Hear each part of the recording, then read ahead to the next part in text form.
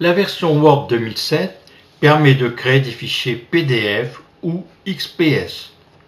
Mais il faut au préalable télécharger un additif sur le site internet de Microsoft.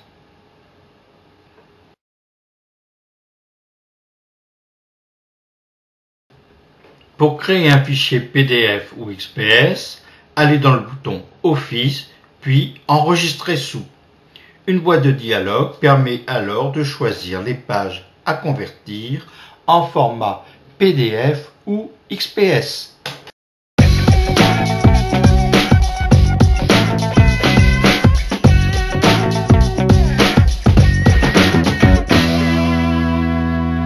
Les listes à puces sont accessibles depuis l'onglet Accueil, Groupe Paragraphe, et ensuite vous avez le choix entre trois types de listes.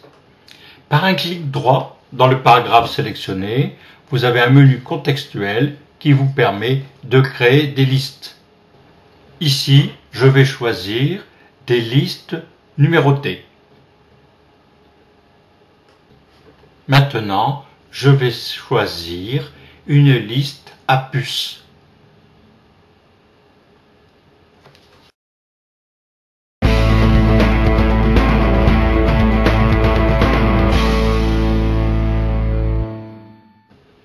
Pour insérer un tableau, allez dans l'onglet Insertion, puis cliquez sur l'outil Tableau. Vous disposez de plusieurs méthodes pour créer un tableau. Ici, vous pouvez choisir le nombre de colonnes et de lignes en vous déplaçant en bas et à droite dans le tableau. Vous pouvez aussi cliquer sur le menu Insérer tableau. Une boîte de dialogue vous permettra d'indiquer le nombre de lignes et de colonnes. Vous pourrez aussi ajuster au contenu ou à la fenêtre. Pour trier un tableau, sélectionnez la colonne à trier et cliquez sur l'outil Tri. Choisissez les critères de tri et indiquez si la première ligne est une ligne de titre, c'est-à-dire prénom et nom dans notre cas. Si votre tableau est plus grand que la taille d'une page, vous pouvez répéter les lignes d'en-tête sur chaque page.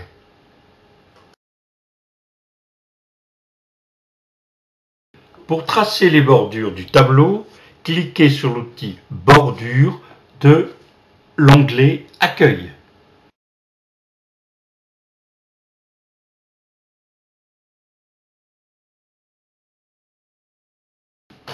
Vous pouvez aussi choisir une trame pour votre tableau.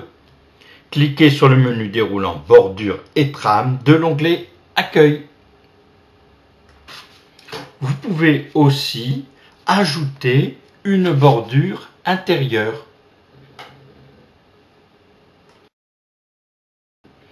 Vous pouvez choisir un style de tableau dans le groupe Style de tableau. Dans le groupe Options de style de tableau, vous pouvez indiquer si le titre est sur la ligne d'en-tête ou sur la première colonne.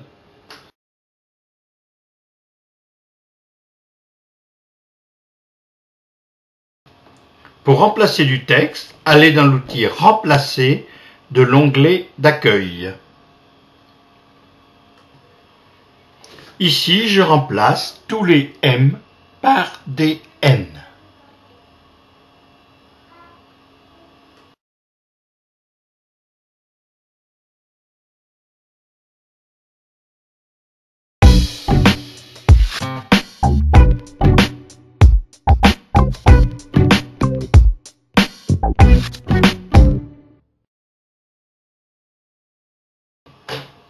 Avant de créer une table des matières, il faudra déterminer les têtes de chapitre à incorporer en leur donnant un style. Titre 1, titre 2, titre 3. Pour créer une table des matières, allez dans l'onglet Références, cliquez sur l'outil Table des matières et choisissez un modèle de table des matières. Ici, c'est la table automatique 1 qui a été sélectionnée. Et voici notre table des matières.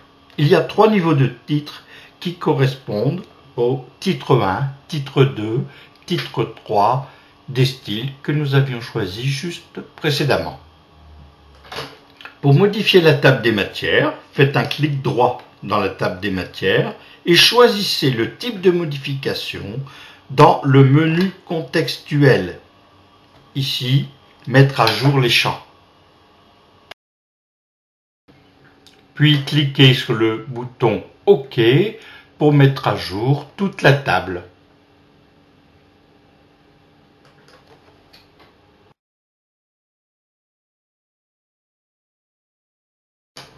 Pour créer un index, allez dans l'onglet Références, sélectionnez le mot à indexer et cliquez sur le groupe Index Entrée.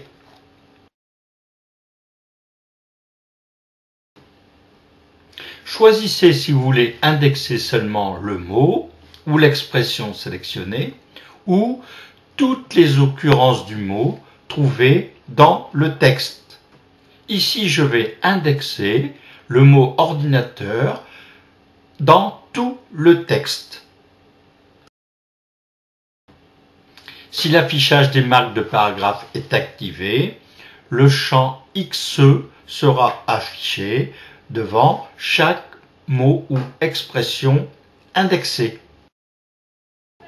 Choisissez un modèle d'index ainsi que le nombre de colonnes. Ici, l'index est sur 3 colonnes. Pour mettre à jour l'index, cliquez dans la zone où se trouve l'index, un clic droit, et sélectionnez « Mettre à jour les champs ». Choisissez la mise en page de l'index, ici sur 2 colonnes, et cliquez sur OK. Vous pouvez renvoyer une entrée d'index vers un autre mot. Donc ici, courrier électronique sera renvoyé vers messagerie. On procède ensuite à la mise à jour des champs. Et voici le résultat que nous obtenons.